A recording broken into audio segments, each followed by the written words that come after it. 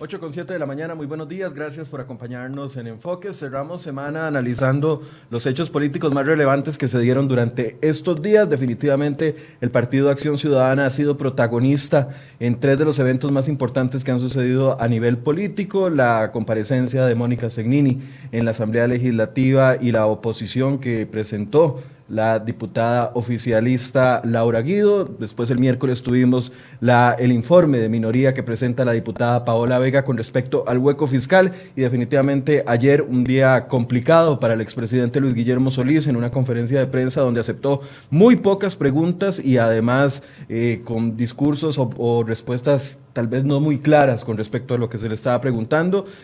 Habló sobre la responsabilidad o la no responsabilidad más bien que asume con respecto al tema del cemento chino y también con respecto al tema del faltante presupuestario. Y en la noche, en medio de una pequeña reunión del PAC, básicamente, solo asistentes del PAC y de gobierno, le develan su fotografía sin el marco aún para poder colocarla eventualmente en el Salón de Expresidentes. ¿Qué suma todos estos hechos políticos? Bueno, para eso invitamos esta mañana a don Eli Feinsay, economista, para que nos pueda ayudar a entender las situaciones y a comprender también si son justificaciones, si estamos hablando de excusas o son argumentos creíbles por parte del expresidente Solís. Don Eli, buenos días, gracias por acompañarnos.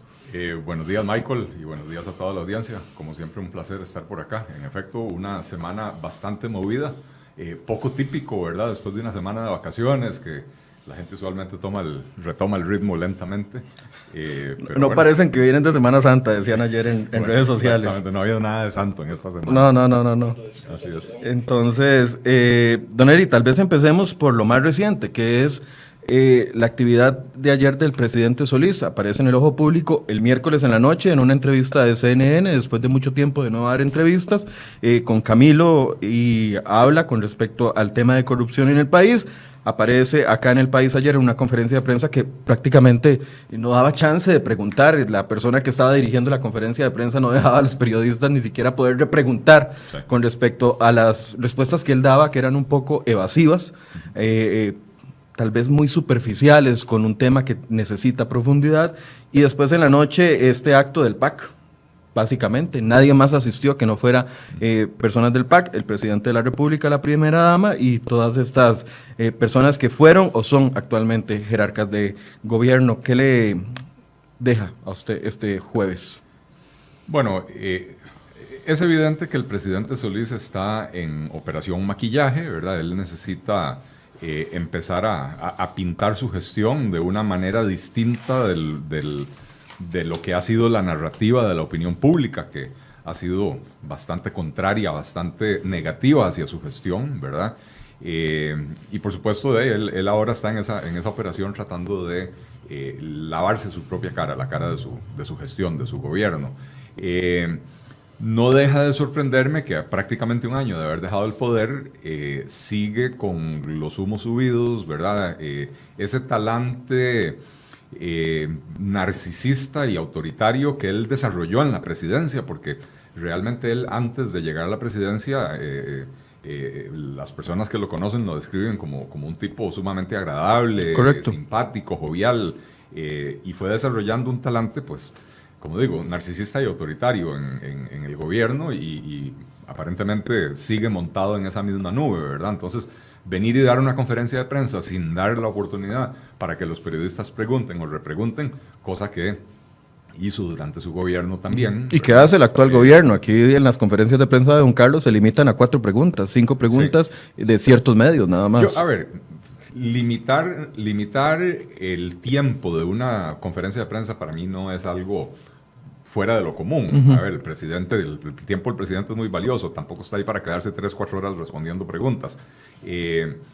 Ahora, que lo manipulen y que sea solo preguntas favorables o preguntas de ciertos medios que hacen preguntas favorables o lo que sea, pues entonces ahí sí ya estamos en otro terreno más negativo, ¿verdad? Pero desde mi perspectiva, que digan la conferencia de prensa va a durar media hora, va a durar 45 minutos, pues me parece correcto, ¿verdad? por lo menos no me parece algo descabellado. Otra sería que el presidente diga, yo estoy aquí media hora y después se quedan con el ministro haciéndole preguntas sobre X tema. Pero, ¿cómo se llama? Todo este viaje de esta semana del expresidente Solís a Costa Rica realmente deja un muy mal sabor de boca, ¿verdad? Porque él viene en un momento difícil para la administración de Carlos Alvarado, a 4 o 5 días de la elección del nuevo directorio legislativo, donde el PAC prácticamente ha hecho un pacto de acalladito, pero que todo el mundo conoce, prácticamente ha hecho un pacto con Liberación Nacional para que Carlos Ricardo Benavides presida la Asamblea Legislativa. Hay que reconocer que la fracción de Liberación Nacional ha sido clave para este gobierno para poder aprobar los proyectos que el gobierno ha querido aprobar, que con una fracción de 10 diputados no hubiera podido hacerlo por sí solo, ¿verdad? Y viene este expresidente a la carrera en un acto de vanidad a pedir que le develen su retrato el día de su cumpleaños, como digo, 4 o 5 días antes del cambio del directorio legislativo, simple y sencillamente para evitarse la pena y el color de que su develación de retrato se hiciera bajo una presidencia legislativa de un partido distinto. Lo que yo no entiendo es por qué sería eso negativo. Recuerdo que el retrato de doña Laura Chinchilla lo develó Rafael Ortiz Fábregas, que era presidente legislativo del Partido Unidad Social Cristiana, y eso no creó gran desastre. Al contrario, en una democracia madura, reconocerse entre partidos opositores, cierto respeto, cierto reconocimiento, me parece que es algo positivo, eso es una muestra de madurez. Por eso empecé hablando del talante narcisista y autoritario del expresidente, ¿verdad? Que no quiere permitir eso. Tengo entendido, no me consta, pero tengo entendido que también la relación del expresidente Solís con Carlos Ricardo Benavides no es del todo buena, y entonces probablemente quiso evitarse esa cara presente en la develación de su retrato, pero da una conferencia de prensa donde todavía un año después de haber terminado su gestión, él sigue en campaña política y entonces le echa las culpas a Liberación Nacional. Y ojo, Michael, yo no soy liberacionista, nunca en mi vida he sido liberacionista, nunca he votado por un candidato liberacionista en mi vida. Que dicha que lo aclara y que no se lo tuve que preguntar, porque prácticamente ese es el argumento principal de quienes critican a quienes somos críticos con el partido de gobierno. Bueno, yo nunca he defendido a Liberación Nacional, porque no creo que yo tenga que ejercer ninguna defensa de Liberación Nacional, pero me parece que es un acto de suprema arrogancia y desconexión con la realidad venir y decir que un evento que sucedió 5 meses antes de entregar el poder en el gobierno de Luis Guillermo Solís, estoy hablando del hueco fiscal, que se gestó alrededor de diciembre del 2017, cuando ya él tenía más de 3 años y medio en el poder, que eso era culpa del partido que había gobernado 4 años antes, ¿verdad? Pero es que esa ha sido la tónica del PAC, todo es culpa de otros. Bueno, y esa es la tónica del PAC, y eso es un marcador del subdesarrollo, ¿verdad? Porque en los países subdesarrollados tenemos la costumbre de siempre echar la culpa a alguien más, en vez de asumir la responsabilidad. En los países desarrollados asumen la responsabilidad, rectifican y siguen para adelante, ¿verdad? Pero entonces ya cuando desde el más alto nivel, desde la presidencia, o en este caso el expresidente, sigue en esa campaña un año después de haber dejado la presidencia de la República, restándole prestancia al papel de la presidencia y al rol del expresidente, pero realmente vino y le hizo un reguero al actual presidente. Claro. ¿Verdad? Porque ahora esa alianza entre el PAC y Liberación Nacional para la elección legislativa queda en entredicho, ¿verdad? Y como lo dijo ayer muy claramente en Facebook Eduardo Brenes, vicepresidente del Partido Liberal Progresista, creo que al PAC le conviene más una presidencia de Carlos Ricardo Benavides que una presidencia de Erwin Macís, aliado con... Teñida con los partidos cristianos. Claro, ¿verdad? Y entonces no tener esa delicadeza de parte del expresidente de venir y no armarle un reguero al actual presidente de su propio partido, que fue miembro de su propio gabinete, me parece una absoluta falta de cortesía. Claro, porque Carlos Avendaño, el diputado del Partido Restauración Nacional, de los 7 diputados que se mantienen en esa fracción, fue muy claro. A Erwin le dijo, nosotros damos los votos, pero queremos una posición en el directorio. Claro. O sea, no va a ser de gratis, no es... Entonces, aunque a ellos los unen muchos temas ideológicos, por así decirse, más que todo en temas de derechos humanos, etcétera, sí sería una piedra en el zapato para los proyectos de la agenda legislativa del PAC. Sí, a ver, yo tengo una pequeña diferencia con eso que acabas de decir. Adelante. Yo realmente no creo que haya una identidad ideológica entre Restauración Nacional y la Unidad, o entre el bloque fabricista y la Unidad. Lo que hay son coincidencias de intereses, ¿verdad? Yo me refería, don Eli, tal vez para aclararle el punto, es, por ejemplo, en temas de derechos humanos, se parecen mucho. Los fabricistas, por ejemplo, los de la Unidad Social Cristiana. Pero la fracción de Liberación Nacional del gobierno anterior y el último gobierno de Liberación Nacional también fueron muy conservadoras y también fueron muy de posiciones coincidentes con los partidos neopentecostales, ¿verdad? De manera que Usted no ve gran diferencia. Yo no veo gran diferencia. Okay. Es más, me atrevo a decir que la escisión que se dio en Restauración Nacional, en realidad, más allá de los conflictos de personalidades, ¿verdad?, entre Fabricio, el candidato, y Carlos Avendaño, el dueño del partido, la decisión que se dio es entre los pentecostales que venían del liberacionismo y los pentecostales que venían del social cristianismo. Y básicamente ahí fue donde se partieron las aguas. Se habían juntado por motivos, digamos, de tipo ideológico religioso en un solo partido, pero a la hora de los intereses políticos, a la hora de ir a negociar puestos en la Asamblea Legislativa, la ubicación de las sillas, la cercanía, la cantidad de asesores, etcétera, se dieron cuenta de que unos tienen más afinidad con Liberación Nacional y otros tienen más afinidad con la Unidad Social Cristiana. Pero volviendo al tema, usted sostiene que le conviene más al Partido Acción Ciudadana una presidencia de Liberación Nacional que de otro cualquier partido. A cómo se han dado las cosas.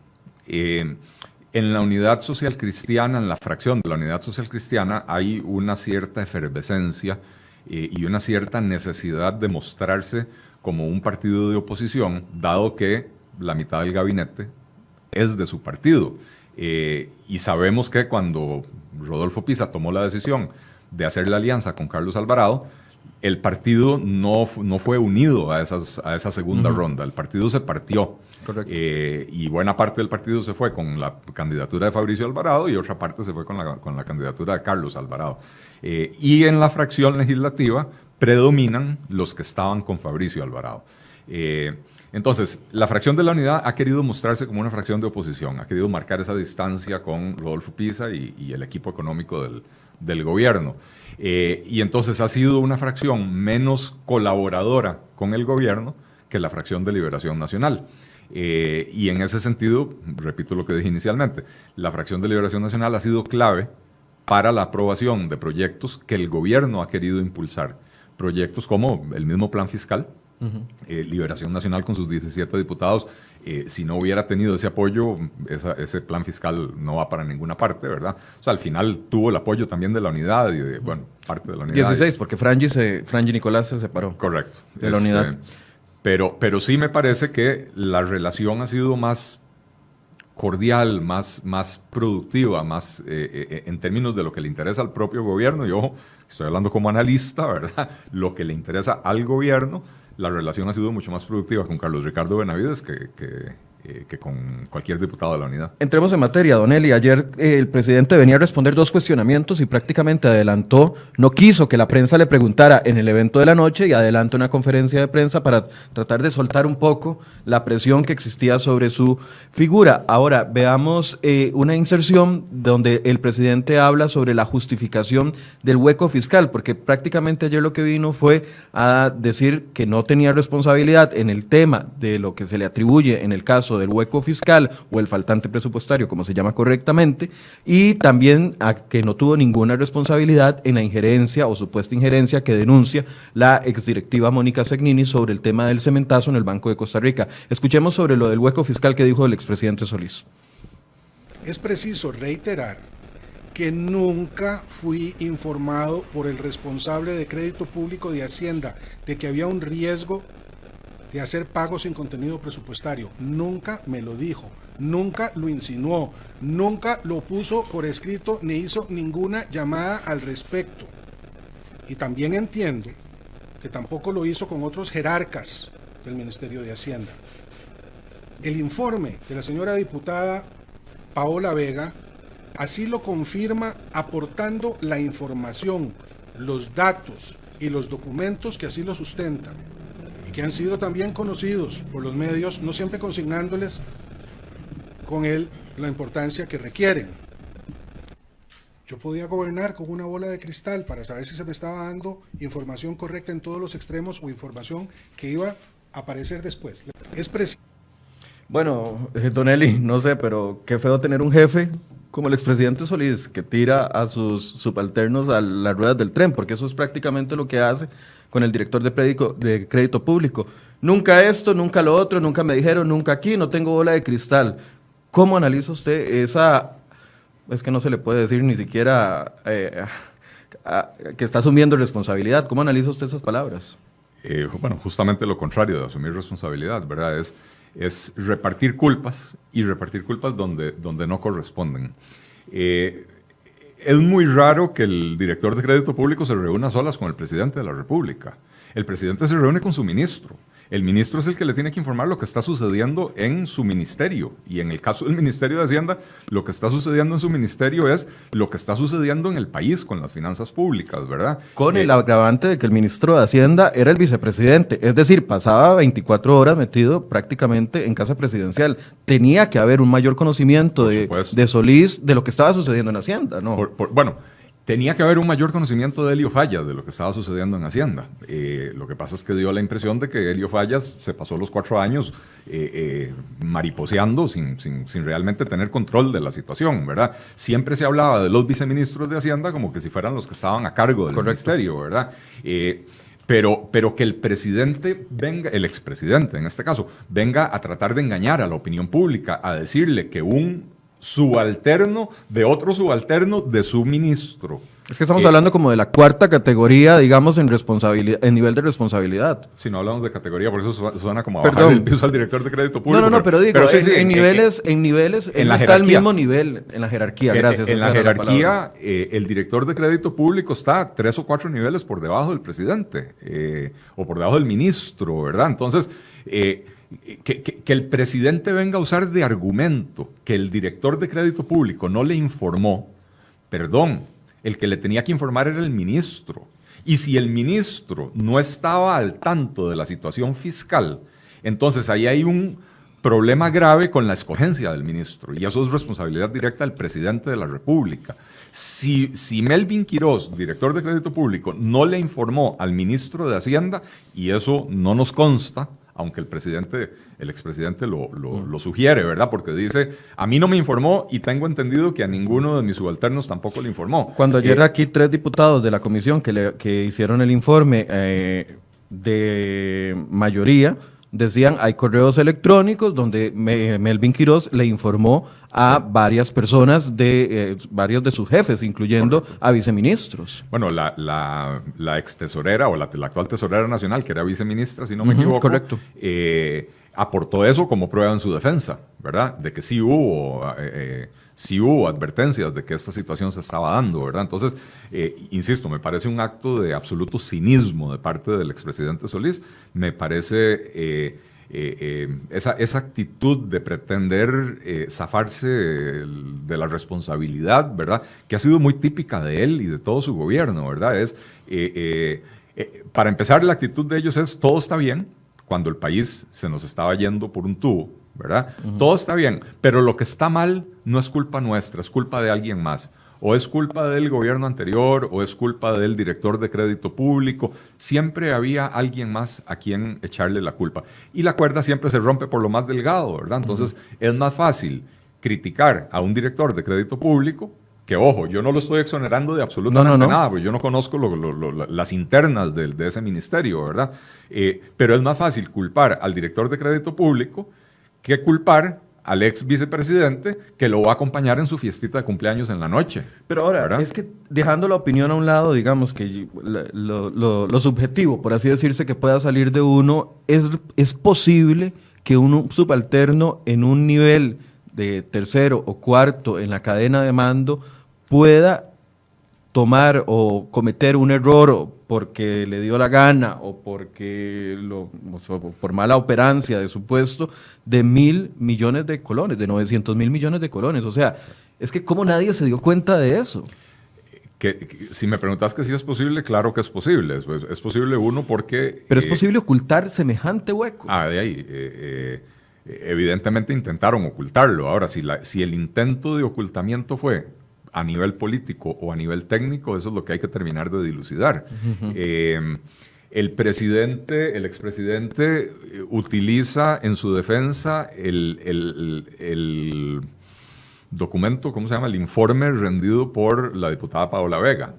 La diputada Paola Vega se sienta a la par de él en esa asamblea, en esa conferencia de prensa, ¿verdad? Entonces, eso ya nos da a entender que la diputada es una escudera oficiosa del presidente, que su informe en la Asamblea Legislativa no tiene ningún valor técnico, es un mero informe político. Ahora, los informes en la Asamblea Legislativa tienden a ser políticos. Correcto. Las investigaciones que hace la Asamblea Legislativa deberían de buscar responsabilidad política, porque la responsabilidad civil o penal le corresponde a la Fiscalía y a los tribunales determinarla, ¿verdad? Correcto. Pero muchas veces en la Asamblea Legislativa uno ve que se rinden informes en comisiones y hay consenso o hay por lo menos apoyo multipartidista. Uno ve que de pronto un diputado del PAC apoyó un informe y otro diputado apoyó el otro informe, ¿verdad? Y siempre hay informes de mayoría y de minoría. Pero en este caso es clarísima la división. Hay un informe de mayoría emitido por todos los diputados de oposición 8. y un informe unitario de minoría de la diputada Paola Vega del PAC exonerando a Luis Guillermo Solís. La división política está muy claramente establecida, ¿verdad? No solo Luis Guillermo Solís, a Elio Fallas, Claro. y a varias, a la ex Sí, y echándole la culpa a los mandos medios. a un mando medio. Es que ni siquiera es de las 7 o 8 personas que califica el informe de mayoría, sino Sí. a una sola persona que... A ver, doña Paola Vega decía ayer, esto es politiquería, ustedes lo que están haciendo es política con esto, lo que están haciendo es... Claro, ella lo que está haciendo es politiquería. Pero a mí me llama la atención porque dentro de lo que denunció la diputada el día que presenta su informe, que son esas imágenes que estamos viendo en este momento, decía que hubo dolo y mala intención por parte de este señor Melvin Quiroz, a quien tampoco conozco, por un tema partidario, de revanchismo partidario, son las dos palabras que ella utilizó. Y acepta eso para justificarse, pero cuando se le critica a Solís de que este hueco fiscal se da casualmente en época electoral, entonces ahí dice que no, que ahí están sacando una conclusión irresponsable. Bueno, lo que funciona para el ganso funciona para la gansa, ¿no? Es correcto. Si es bueno para el ganso, debería ser bueno para la gansa. Ella, en su informe, recurre a criterios politiqueros partidistas para culpar a un mando medio de ¿cómo se llama?, de algo que sucedió bajo la mirada y bajo la supervisión de ministros y presidentes del PAC, ¿verdad? Que en el sector público hay mandos medios incompetentes, sí los hay. Que en el sector público hay mandos medios que hacen el juego de la política, sí, también los hay. A mí me tocó vivirlo. Pero al final de cuentas, Michael, el director de crédito público es uno. Y está la Tesorería Nacional, y está la Proveeduría, hay un montón de departamentos, y uno quisiera pensar que el ministro de Hacienda se reunía con todos en conjunto y con cada uno por separado para tener una clara idea de cuál era el panorama fiscal del país. Ahora, si el director de crédito público es tan malo, ¿por qué Carlos Alvarado lo mantiene? Bueno, y si les estaba haciendo esas Porque complicaciones... está preparando el presupuesto de este año. Y hablemos, no hablemos de Carlos Alvarado, hablemos de Luis Guillermo Solís. Si el director de crédito público les estaba zafando la tabla y les estaba jugando billar a 3 bandas, ¿por qué lo tenían como director de crédito público? ¿Verdad? ¿Por qué no pusieron a otra persona? ¿Por qué no le hicieron un bypass? ¿Por qué no lo mandaron, como hacen aquí? Lo terminan mandando al enfriador, de agregado cultural a la embajada de Nicaragua, pero algo para quitarlo y poner a alguien interino para que no moleste en el camino, ¿verdad? venir a echarle ahora las culpas realmente me parece un acto de cinismo. Y sobre todo cuando uno analiza, y ahí sí, vamos a los hechos, ¿verdad? Como decías vos, no lo subjetivo que uno puede agregarle, y de hecho uno le agrega al asunto. ¿Cómo empieza esta historia del hueco fiscal? El 1 de agosto del 2017, en la noche, el presidente Luis Guillermo Solís hace una conferencia de prensa, o una cadena nacional. Una cadena nacional.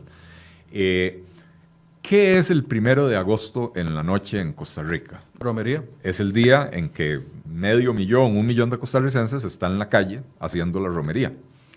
Otros 2 millones están pendientes de lo que está pasando en la romería y otros 2 millones probablemente están tomando guaro porque al día siguiente es feriado, ¿verdad? Esa fue una cadena que se hizo adrede en esa fecha para que el público no se diera cuenta. Y solo se dieran cuenta los que sí verdaderamente les interesaba el tema. Los diputados, básicamente era un mensaje para los diputados, porque fue la primera vez, o una de las primeras veces, que el presidente Solís salió a pedir abiertamente un plan fiscal, porque recordémonos que antes él decía que no era urgente, que los no primeros era, 2 años la que no podemos era jugar. necesario, qué sé yo, ¿verdad? Y ese día él sale y clama por la aprobación de un plan fiscal y por supuesto no quiere que el pueblo oiga que él está pidiendo impuestos. Él quiere que los diputados oigan que está pidiendo los impuestos. Pero dice algo muy grave y dice, si no me aprueban este plan fiscal, no tenemos plata en diciembre para pagar aguinaldos y a otros proveedores, algo así por el estilo. Bueno, podrá ser que los 5 millones de costarricenses estábamos papando moscas ese día y no nos dimos cuenta, pero los analistas de los bancos de inversión, los analistas de las agencias calificadoras del riesgo, etcétera, no tienen feriado el 2 de agosto, no son devotos de la negrita, no son costarricenses, ¿verdad? Y entonces esa gente está constantemente pendiente de lo que dice y deja de decir el presidente de la República. Claro. Y cuando el presidente advierte, no tenemos plata, si no me aprueban a la carrera un plan fiscal, porque estamos a 1 de agosto, y él dice que para diciembre no va a tener plata. Entonces tenemos agosto, septiembre, octubre y noviembre. Si el plan fiscal se aprueba el 30 de noviembre, igual no tiene plata el 1 de diciembre para pagar, porque los efectos del plan fiscal, como lo estamos viendo ahora, son a mediano plazo. Claro, se empiezan a implementar con ciertos meses de atraso, ¿verdad? Entonces, cuando el presidente de la República dice el gobierno no tiene plata para pagar sus aguinaldos y para pagar sus salarios, eso manda una señal súper negativa a todos los mercados internacionales y también a los inversionistas locales que sí le están prestando atención al gobierno. Y entonces, ¿qué sucede? Octubre, noviembre, diciembre, el gobierno sale a tratar de colocar deuda y la respuesta del mercado es, pero usted dijo que no tenía plata para pagar. ¿Cómo entonces, le voy a prestar si no tiene? Claro, si yo le presto plata, ¿con qué me va a pagar a mí si usted no tiene para pagar aguinaldos? Y entonces la respuesta de los mercados fue, yo le presto la plata, pero no se la presto a 1 año, a 2 años, o a 4 años, ni a 20 años. Se la presto a 1 mes o a 2 meses, a 6 semanas. Y con tasas altas. Y con tasas de interés muy altas. Esa es la génesis del hueco fiscal. Y que ahora pretendan venir a echar las culpas a otras personas.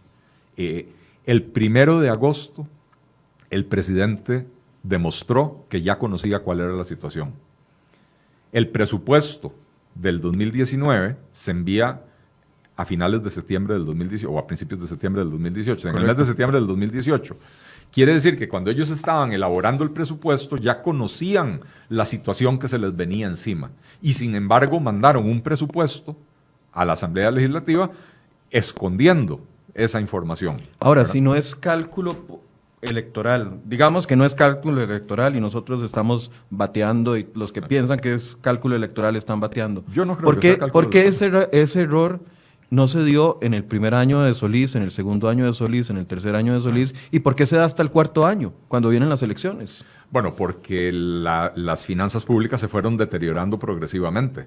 Pero eso no es noticia. O sea, ellos le llevaban el día a día, durante 3 años le llevaron el día a día al deterioro. Pero la situación apretada de las finanzas públicas se manifestó con gravedad en el último año de la administración Solís por la irresponsabilidad con la que manejaron las finanzas públicas en los primeros años. Y no es que se hayan encontrado con las finanzas públicas en absoluto orden. No, Correcto. ya, o sea, cuando Luis Guillermo Solís entró, ya teníamos 5 o 6 años de acumular déficits superiores al 4 o al 5% anual, ¿verdad? Pero en ese último año es cuando ya la chancha torció el rabo, ¿verdad? Cuando ya de verdad no había plata, ya no alcanzaba la plata porque habíamos gastado tan excesivamente. Y recordemos, Michael, El aumento del FES. el primer presupuesto que presentó el gobierno de Luis Guillermo Solís, porque el del primer año de gobierno de Luis Guillermo Solís fue un presupuesto elaborado por el gobierno anterior. Que además tenía los beneficios de los eurobonos de 2011. Correcto. El primer presupuesto presentado por el gobierno de Luis Guillermo Solís vino con un aumento del gasto del 19%. En un año en que se proyectaba en ese momento que la inflación iba a andar entre un 3-4% y terminó siendo 0%, ¿verdad? Entonces, no me digan a mí que hicieron un manejo heroico de las finanzas, no me digan a mí que fue responsable el gobierno de Luis Guillermo Solís. Fue uno de los gobiernos más dispendiosos y fiscalmente irresponsables del país. Y nos metieron en esta situación del hueco fiscal, en parte por la situación que heredaron, pero en muy buena parte por el manejo irresponsable que hicieron de las finanzas públicas, y en muy buena parte porque, sabiendo que habían recibido las finanzas públicas en una condición precaria, en vez de dedicarse a corregirlas, se dedicaron a agravar la situación.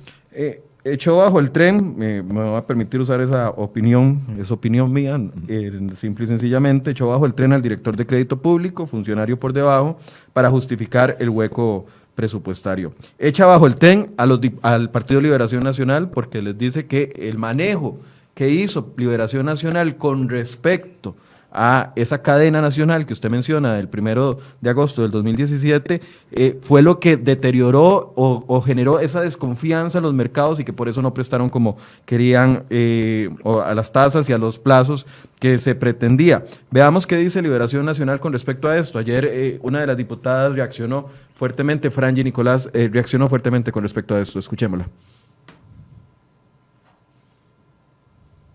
Don Luis Guillermo Solís, usted es un cínico. El día de hoy yo escuché su conferencia de prensa tratando de justificar lo injustificable, el manejo irresponsable del hueco fiscal. Responde a su administración y a la administración de Carlos Alvarado, no a ninguna otra administración ni a ninguna otra persona que no haya sido vinculada con una administración del Partido Acción Ciudadana. Y sin embargo usted de manera cobarde le endosa al Partido Liberación Nacional, y algunos diputados en cuenta que fuimos parte de la Comisión de Control, Ingreso y Gasto Público y que hicimos una labor responsable a la hora de efectuar esa investigación, nos endosa responsabilidades que son absolutamente suyas y de su partido. Así que hoy yo reafirmo mi convicción de que, ya que usted no tiene los pantalones que uno esperaría de un presidente de la República, de asumir con responsabilidad un hueco fiscal que hoy todos los costarricenses tenemos que hacerle frente, espero que sea realmente el Ministerio Público el que devele la real cara que tiene usted de mentirle a los costarricenses y ni siquiera sonrojarse ante esas afirmaciones que hace usted el día de hoy. Bien, esa es parte de la declaración de Franji Nicolás, pero los diputados en pleno, los 17 diputados de Liberación Nacional, se sentaron en una mesa y rechazaron rotundamente en voz de el secretario de PLN, Gustavo Viales. Vuelvo sobre lo que decía anteriormente. Nunca en mi vida he sido liberacionista, nunca he apoyado a un candidato de liberación y nunca ha sido mi papel defender a Liberación Nacional. Sin embargo, creo que tienen razón en esta, más allá de exabruptos y del tono con el que digan las cosas, no dejan de tener razón. Hubo personas de Liberación Nacional que manifestaron dudas acerca de la legalidad del mecanismo de los contratos de colocación, pero no solo personas de la unidad, no solo personas de Liberación, hubo personas de todo el espectro político que manifestaron dudas con respecto a la legalidad del mecanismo que se estaba usando en ese momento para los contratos de colocación. De hecho, para este gobierno, cuando utilizó los contratos de colocación, habían cambiado ciertos elementos que eran los que se habían puesto en duda. Entonces, que el presidente ahora pretenda decir que porque estas personas, y mencionó por nombre a 3 específicamente, ¿verdad? Mencionó a Antonio Álvarez, mencionó a Rolando González, el exdiputado, y mencionó a Gerardo Corrales, el economista, ninguno de los cuales es persona con la que yo tenga gran relación, ¿verdad? el hecho de que estas personas hayan manifestado sus dudas con respecto a la legalidad de ese mecanismo es absolutamente normal en una democracia. Que el expresidente pretenda que no lo manifestaran, bueno, lo que me dicen nuevamente es ese talante autoritario de él de cállense las opiniones disidentes. Si tienen una opinión distinta de la mía, resérvensela, no la digan, cállense porque me echan a perder mis planes. Pero es que a mí también me llama la atención de que después de 3 años y medio en el poder, gobernando, sabiendo de que cada una de las palabras que dice un presidente de la República tienen resonancia en la Asamblea Legislativa, en los mercados nacionales, en los mercados internacionales, todo cuenta. Cómo el expresidente Solís pretende vendernos hoy, en 2019, la idea de que lo que él dijo fue correcto, pero que lo que entendieron los demás... O sea, ¿qué pretendía? Si hubiese sido Laura Chinchilla, por ejemplo, doña Laura Chinchilla, don Oscar Arias, Rafael Ángel Calderón, Figueres, quien haya sido, que sale y dice en un 1 de agosto que no tiene plata para pagar los aguinaldos, cualquier partido de oposición, es que esto es 2 más 2, no hay que tener 2 dedos de frente. Cualquier partido de oposición se hubiera preocupado y reacciona, y lo aprovecha técnicamente y lo aprovecha políticamente, esa es la lógica. Bueno, y eso nos demuestra, Michael, que el presidente Solís estaba absolutamente desconectado de la realidad y que estaba muy mal asesorado. Porque mi pregunta es, ¿a dónde estaba el ministro de Comunicación? No le revisó ese discurso. ¿A dónde estaba el ministro de la Presidencia? Bueno, es que no hubo ministro de la Presidencia en los 4 años del gobierno Solís. Andaban, si hablamos del gobierno Solís, andaban viendo a ver cómo arreglaban, a quién ponían en la Junta Directiva del Banco de Costa Rica y qué Estaban enfocados en ocultar el cementazo, los 2 ministros de Presidencia de Solís. Así es. Y entonces el presidente sale y hace unas declaraciones absolutamente desafortunadas. ¿Y quién estaba? Uno, ¿quién lo asesoró en la redacción de ese discurso? Y 2, ¿quién se lo revisó? ¿Quién estaba ahí para decirle, presidente, no diga esto porque eso lo van a escuchar en los mercados y nos van a castigar? Bueno, insisto, ¿qué es el hueco fiscal? El hueco fiscal es una, en parte, impericia de parte del Ministerio de Hacienda de no haber programado, de no haber presupuestado correctamente los pagos que había que hacer, combinado con un mercado que se asustó con las declaraciones del presidente y que entonces empezó a exigir plazos más cortos y tasas de interés más altas. Esas 2 cosas combinadas es un cóctel explosivo y resultó que entonces en los meses de noviembre y diciembre del 2017 el gobierno se endeudó a plazos menores a 6 meses por cantidades enormes, entre 600 y 900 mil millones de colones, ¿verdad? Y por eso es que cuando el nuevo gobierno, el gobierno de Carlos Alvarado, entra el 8 de mayo del 2018, se dan cuenta de que ya al 8 de mayo se habían gastado el 90% de todos los recursos que se había presupuestado para el pago de la deuda. Y todavía quedaban 7 meses del año. Y en esos 7 meses había vencimientos muy importantes. Esa fue la situación que se encontró Rocío Aguilar. Y esa fue la situación por la cual ahora a Rocío Aguilar la están investigando, porque ella hizo, desde mi perspectiva como economista, lo correcto. Pagó la deuda. Si no pagaba, le iba mal. Y si pagaba, también le fue mal. Bueno, yo lo he dicho públicamente. Un ministro de Hacienda con menos hormonas que la ministra Aguilar hubiera renunciado. Hubiera dicho, ¿sabe qué? Yo no voy a pagar esa carambada sin autorización y no voy a quedarme aquí para presidir la debacle de Costa Rica. Y entonces me voy. Rocío Aguilar dijo, aquí tenemos una situación muy fea. Aquí tenemos para escoger entre 2 ollas y una huele a popó y la otra huele a pipí. Voy a escoger la que huele menos feo. Básicamente, ¿verdad? Entonces, desde mi perspectiva, yo creo que ella actuó correctamente, pero podría ser que haya violentado alguna ley. Bueno, ahora lo están investigando. Estoy seguro que Rocío Aguilar tiene la entereza para hacerle frente a cualquier acusación y hacerle frente a los cargos, a diferencia de lo que estamos viendo del presidente Solís, que todo es echarle la culpa a alguien más, ¿verdad? Hay una diferencia enorme entre cómo actuó Helio Fallas como ministro de Hacienda, el ministro ausente de Hacienda, y cómo está actuando Rocío Aguilar como ministra de Hacienda en este momento, ¿verdad? Acá nos está escribiendo varias personas. Una de ellas es el diputado Jonathan Prendas, que lideró o lidera o preside, más bien, esa es la palabra correcta, la Comisión de Control de Ingreso y Gasto Público, y está diciéndome que bajo juramento en una audiencia en la Comisión de Control de Ingreso y Gasto Público, el propio Ministerio de Hacienda dijo que no había avalado la cadena nacional que emitió el presidente. Aquí le estoy preguntando a don Jonathan que por favor me diga el nombre de la persona que dijo eso bajo juramento, pero entonces, a ver, el presidente actuó solo y después no quiso asumir su responsabilidad. Yo no creo que... si Hacienda es el órgano técnico que le va a decir, nos vas a poner en problemas, Sí. y no lo avaló. Yo no creo que el presidente haya actuado solo. A ver, yo trabajé 2 años y pico en Casa Presidencial y no puedo decir que soy un absoluto experto, pero conozco el teje y maneje interno de Casa Presidencial. Cuando usted va a convocar una conferencia de prensa, mentira que el presidente levanta el teléfono y llama al periodista o al jefe de prensa y dice, convóqueme esto y... No, pero si lo habla con la cadena de mando. Claro, y si yo llamo a mi ministro de Comunicación y le digo, yo quiero hacer una cadena hoy en la noche, el ministro de Comunicación le va a decir, maravilloso, ¿y qué vamos a comunicar? Ese es mi trabajo, ministro de Comunicación. ¿Qué es lo que vamos a comunicar? Enséñeme el discurso. Entonces yo estoy seguro que el ministro de Comunicación sabía. Y si el ministro de la Presidencia no sabía, bueno, es que estaban las mismas que Helio Fallas, no estaban en nada, andaban mariposeando los 4 años del gobierno, ¿verdad? Ahora, perdón.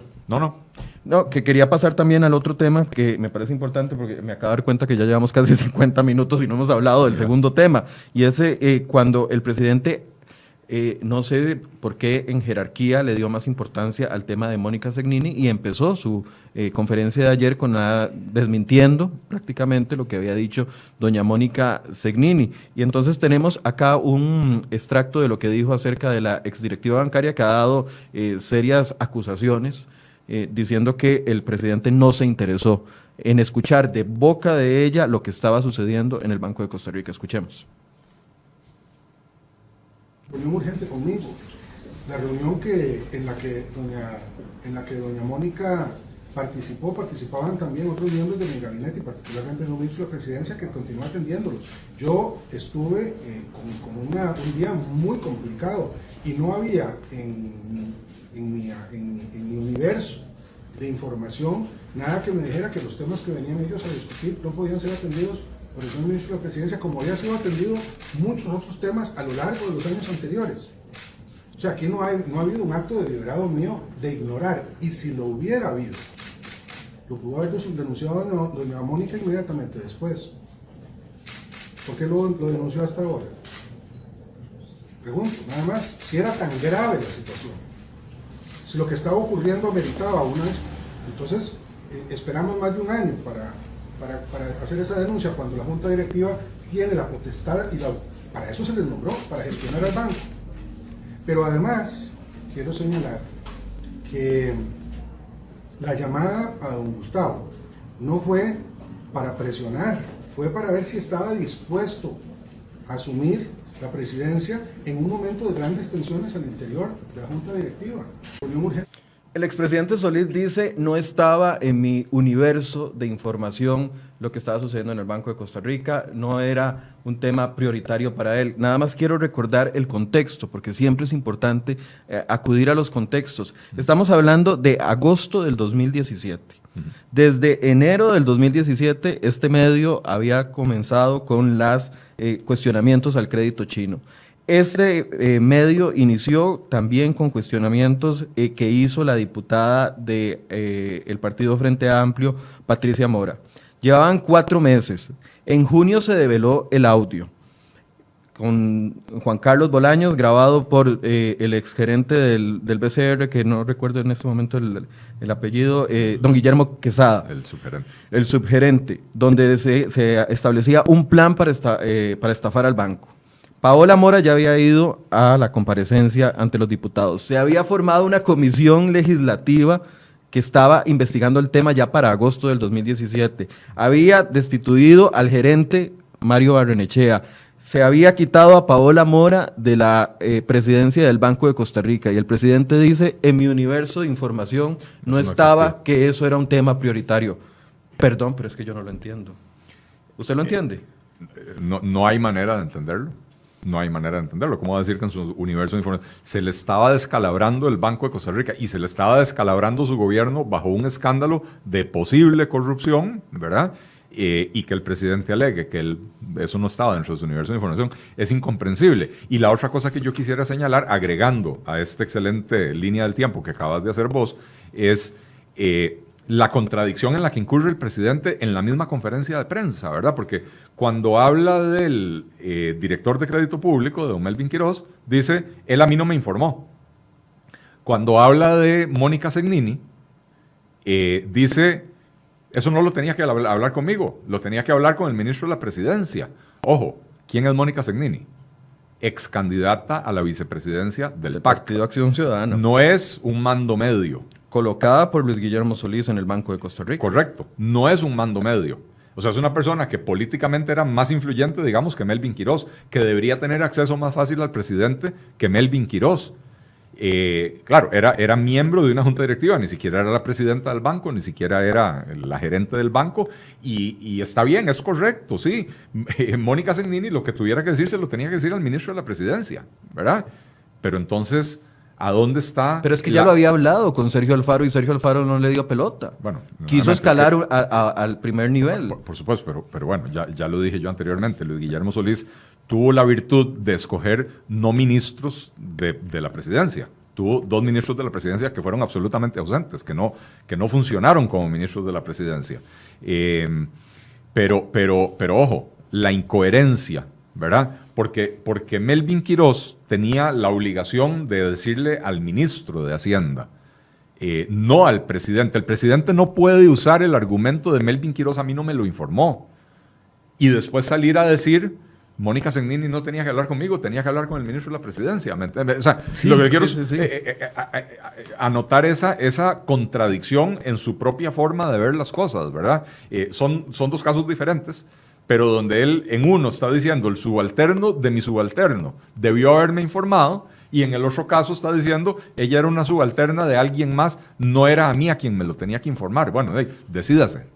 Ahora, el expresidente se pregunta ayer, ahí mismo en esa inserción que acabamos de ver, si ella tenía que denunciar y si tenía algo muy grave, ¿por qué lo hace hasta un año después? Me lo pregunto, dice el expresidente Solís. Y yo se lo contesto al expresidente Solís, porque él le abrió un procedimiento administrativo que terminó hasta enero de este año y ella estaba inhibida de conversar de los temas que se estaban investigando, así de fácil. O sea, pero él se lo pregunta como si fuera una genialidad preguntarse eso, pero bueno, perdón. Porque probablemente ese procedimiento que le abrieron a doña Mónica Segnini y al resto de la Junta Directiva tampoco estaba en su universo de información. El preside el Consejo de Gobierno. Es realmente incomprensible, excepto que lo analicemos a la luz de ese talante autoritario y ese síndrome, ese complejo narcisista que tiene el expresidente Solís, ¿verdad? Donde las cosas son solo como él se las imagina en la cabeza, con una absoluta desconexión de la realidad. Ahora, él no actúa solo, claramente, ¿verdad? Todavía tiene sus como todo personaje político, aunque sea cuestionado, tiene sus apoyos, por así decirse.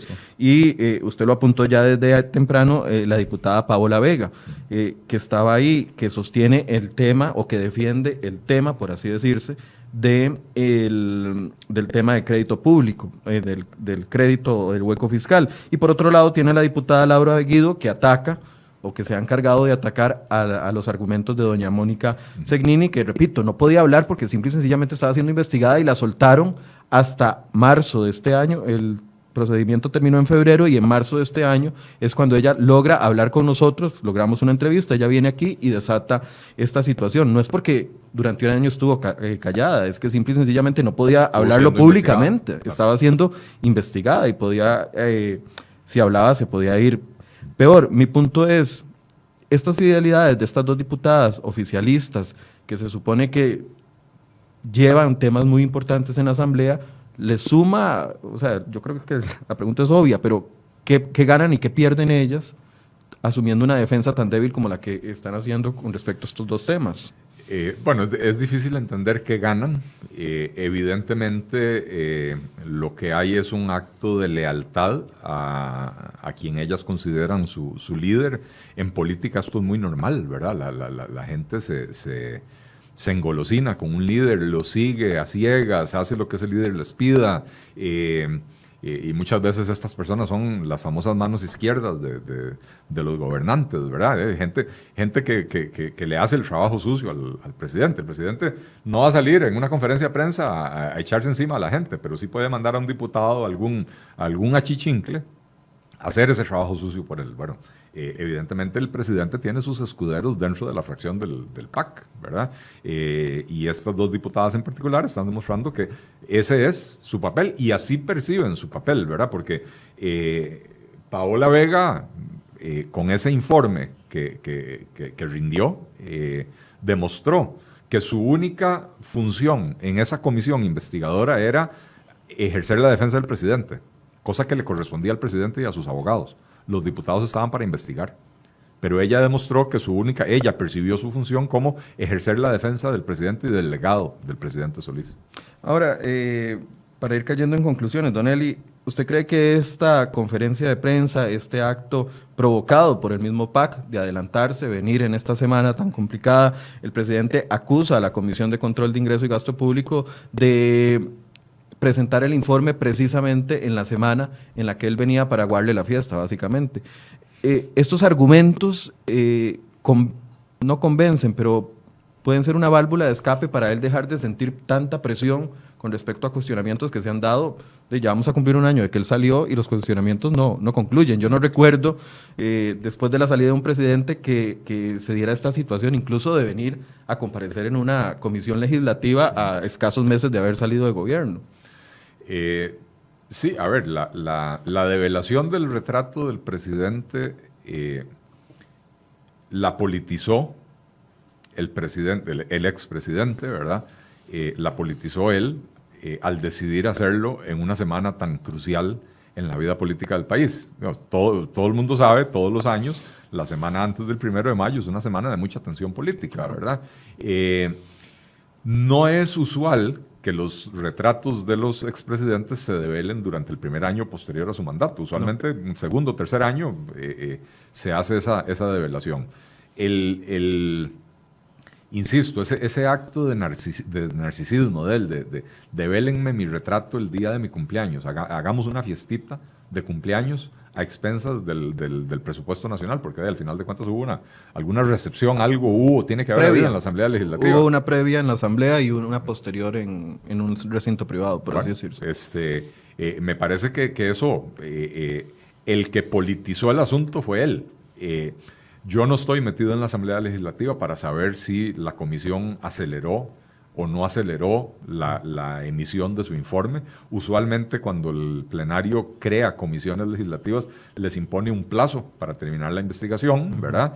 Y el hecho de que hasta Paola Vega, trabajando en solitario, hubiera tenido tiempo para redactar su informe, me da a entender que ese plazo ya se estaba cumpliendo, ¿verdad? Entonces, el que aceleró las cosas fue él. A la hora de decidir, yo quiero que me develen mi contrato, ojo, mi retrato.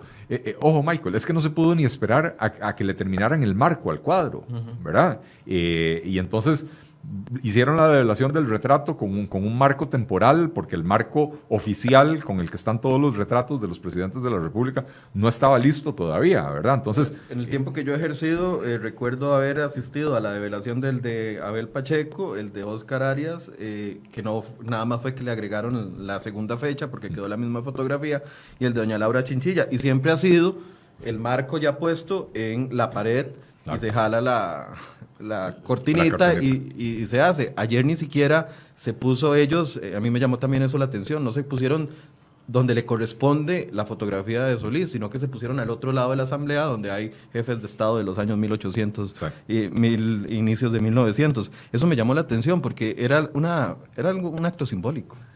Bueno, siempre es un acto simbólico. Sí, simbólico del simbólico. Claro, bueno, por supuesto que en la preparación de estos eventos hay mucho de simbolismo, ¿verdad? El hecho de que él escoja aparecer en la foto con expresidentes de hace un siglo y medio, en vez de con los últimos presidentes, es hasta una muestra de desprecio hacia esos últimos presidentes. Pero bueno, no olvidemos que este es un expresidente que todavía un año después de haber dejado el poder, sigue culpando a sus antecesores de todo lo que él hizo mal. Porque una cosa es responsabilizar a los antecesores de lo que ellos hicieron mal, y hay mucho en la lista, ¿verdad? Y yo creo que todos en Costa Rica somos muy críticos, y todos, si nos dicen Oscar Arias, tenemos una lista de cosas que podemos señalarle, nos dicen Miguel Ángel Rodríguez, tenemos una lista de cosas que podemos señalarle, Laura Chinchilla. Pero es que Luis Guillermo Solís no les achaca la responsabilidad de lo que ellos hicieron, les achaca la responsabilidad de lo que él hizo mal, se las achaca a sus predecesores. Entonces, por supuesto que hay mucho de simbolismo a la hora de escoger esa ubicación, ¿verdad?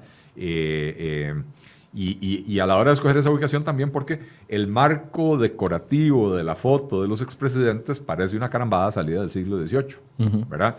Y entonces, donde él pone la foto de él con un marco sencillo, de líneas rectas, moderno, contemporáneo, a la par de aquellas fotos, de aquellos viejos vetustos, con aquellos marcos, la gente que no conoce las intríngulis de la Asamblea Legislativa podría pensar, mira, los marcos aquellos antiguos eran todos elaborados y ahora usan marcos más sencillitos o algo. No a la par de la foto de Laura Chinchilla ni a la par de la foto de Oscar Arias, porque si aparece a la par de esas fotos, la gente se da cuenta de que los marcos de Laura Chinchilla, de Oscar Arias y de Rafael Ángel Calderón y de Abel Pacheco también tienen esos marcos elaborados. Por supuesto que hay mucho de simbolismo en eso. Para concluir, Don Eli, una semana en el que el PAC necesitaba agrupar, si quiere tener algún tipo de participación en el directorio legislativo, sí. Y parece que eso no sucedió.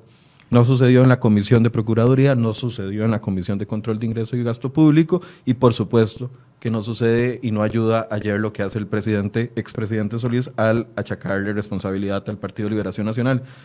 ¿Qué se viene para estos 3 días? Quedan 4 días de negociaciones. ¿Qué se puede venir en estos 4 días antes del próximo miércoles que cambia la presidencia del Congreso? Bueno, las negociaciones para la conformación del directorio legislativo siempre casi siempre arrojan muchas sorpresas, sobre todo ahora en estas épocas de multipartidismo, ¿verdad? Donde nadie sabe a dónde están las fidelidades de nadie más. Yo no me atrevo a hacer ninguna predicción de qué se viene. Sí estoy seguro y estoy claro de que, sobre todo, no tanto lo que sucedió en las comisiones, porque era de esperarse, ¿verdad?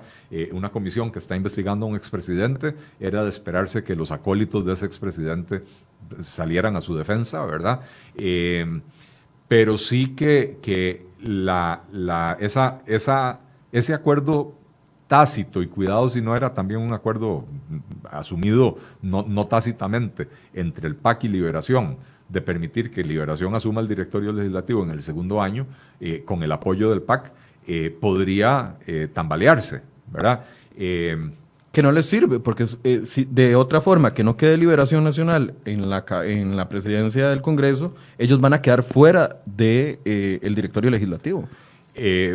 Muy probablemente. Bueno, recordemos que hay una parte de la fracción de Liberación Nacional que desde el principio exigió que no se le diera ningún puesto al PAC. Liderada por Thompson. Liderada por Thompson, Franji Nicolás. Aiza, me parece. Había varios ahí. Estos eventos de ayer, sobre todo, me imagino que habrán calentado los ánimos y habrán resurgido las exigencias de no darle ningún puesto al PAC en el directorio legislativo. Yo creo que el PAC no necesita el puesto en el directorio legislativo. Al final de cuentas, el PAC lo que necesita es que le den la presidencia en algunas comisiones, ¿verdad? Uh-huh. Esa debe ser la parte más que más les interesa a ellos, ¿verdad? Porque, la reglamentación del debate la hace el presidente no va a ser del PAC. Uh-huh. Y después el secretario y el tesorero tienen funciones más administrativas, ¿verdad?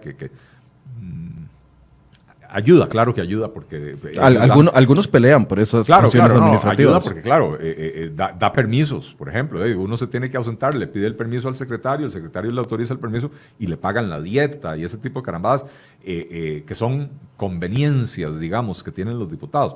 Pero al final de cuentas, no no hace gran diferencia en términos de la discusión legislativa, ¿verdad? El rol del presidente sí, porque es el que norma el debate, ¿verdad? Pero me imagino que el PAC va a estar interesado, no sé si en la presidencia, pero o en la secretaría de, por ejemplo, la Comisión de Hacendarios, que revisa el presupuesto nacional para poder tener un manejo al menos Sí. de eso. O sea, hay comisiones muy claves El tema que es si queda el PUSC con los cristianos, perdón que lo interrumpa, no va a tener esas oportunidades tal vez como las podría tener con Liberación a la cabeza. como las pudo haber tenido con Liberación a la cabeza, porque en este momento debe de haber enorme presión a lo interno de Liberación Nacional para endurecerle los términos al PAC, ¿verdad? Carlos Ricardo Benavides aquí tendrá que ¿cómo se llama? Caminar al filo de una navaja, ¿verdad? Porque si él quiere ser presidente necesita sus votos del PAC, pero si quiere los votos de su propia fracción, va a tener que ponerle términos más duros a ese PAC al que le está pidiendo los votos, ¿verdad? Aquí me están comentando en off otra persona que está muy cercana al Partido de Acción Ciudadana que me dice que lo que quieren es la presidencia de la Comisión de Hacendarios y de la Comisión de Control de Ingreso y Gasto Público. Dos comisiones claves y muy vistosas además. Que sería un error de cualquier presidente de la Asamblea Legislativa darle las dos al partido de gobierno. Sobre todo la de Control de Ingreso y Gasto Público, donde se ejerce más control político, por así decirse. Así es. Ciertamente los eventos de esta semana le han complicado el panorama a todo el mundo, al final de cuentas. Le complicaron el panorama al propio gobierno, que creo que ese es el mayor acto de deslealtad, ¿verdad? Porque el expresidente viene durante una presidencia de su propio partido, de una persona que fue miembro de su gabinete, ¿verdad? Y en vez de venir a ayudarle, o por lo menos venir y pasar relativamente desapercibido, viene y arma un incendio, ¿verdad? Y después se va del país, él se va del país, él se devuelve para la Florida a dar clases en la universidad y los bomberos aquí en Costa Rica tienen que ver cómo hacen para apagar ese fuego, ¿verdad? Le complicó el panorama a todo el mundo. Si Carlos Ricardo Benavides quiere ser presidente de la Asamblea Legislativa, necesita los votos del PAC, pero va a tener una fracción de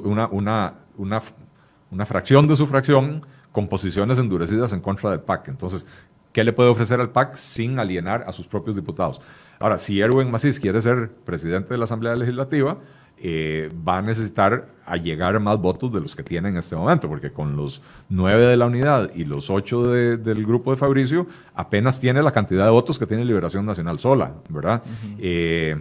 Erwin Macís no va a ir a hacerle concesiones al PAC, porque su postura es de presentarse como un candidato de verdadera oposición. El PIN ¿verdad? dice que va a votar por ellos mismos, Frente Amplio dice que va a votar por ellos mismos. Pero sabemos que en la primera ronda votan por ellos mismos, eventualmente se va desgranando la mazorca y al final tendrán que inclinarse en alguna dirección. En la cuarta o quinta ronda de votación. Sería interesante ver también una alianza entre el Partido Unidad Social Cristiana, los diputados del bloque Nueva República, metidos en la misma bolsa también con sus excompañeros de Restauración Nacional. Eso va a ser interesante si es que se logra concretar. Yo no sé si Erwin Macís tendrá el músculo político para poder amasar y tener, digamos, los suficientes acuerdos para unir a esas fracciones que tienen prácticamente una división muy clara en este primer año. Y ahí es donde vuelvo sobre el comentario que hice anteriormente. Para mí, la decisión que se dio en Restauración Nacional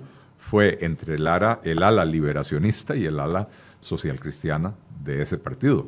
O sea, las personas más conspicuas, Carlos Avendaño, el diputado Cruikshank, son de clara extracción liberacionista.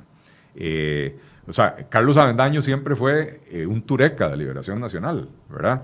Y la gente de Fabricio es gente, no necesariamente figura en la Unidad Social Cristiana, pero más afín a esa tendencia política, ¿verdad? Entonces, y que con la separación a mí me llama también la atención, los 7 diputados que se separan, no sé si el hecho de no tener a Carlos Avendaño encima en estos pocos meses, a pesar de que obviamente han cometido errores, pero además han recibido una crítica dura, han ido tomando personalidad dentro de las comisiones, personalidad propia que antes no se veía cuando tenían que apegarse a lo que dirigía Carlos Avendaño, por ejemplo. Así es. Bueno, cuando a uno le quitan el árbol que le hace sombra, de pronto uno aparece a la luz del sol, ¿verdad? Entonces, era lógico, ¿verdad? Que ellos liberándose de ese liderazgo, y siendo que su propio líder, Fabricio, no está en la Asamblea Legislativa y aparentemente anda haciendo un tour internacional, porque tampoco pasa mucho tiempo aquí en Costa Rica, de ellos tienen que asumir de alguna manera su propio rol y su propia responsabilidad. Bien. Comentarios llegan y llegan y llegan, pero me los voy a reservar para un próximo programa. Don Eli, muchas gracias. Quiero cerrar nada más con una opinión con respecto al discurso de la presidenta de la Asamblea Legislativa, doña Carolina Hidalgo, ayer, donde alababa, esa es la palabra, alababa la probidad del presidente Solís. Uno entiende la afiliación y la cercanía de la expresidenta, de la presidenta de la Asamblea, doña Carolina, pero eso también le generó mucha crítica ayer. Yo no puedo hablar de la probidad del presidente Solís. No me consta que haya hecho absolutamente nada, como él mismo lo dice. El hueco fiscal no fue plata que se robó, no, perdón. Es que nadie ha dicho eso. Y ese no es el único criterio para analizar el desempeño de un gobierno. Por supuesto. O sea, si un mal manejo... La plata se la robaron en el BCR, ahí sí. Pareciera ser que sí, ¿verdad?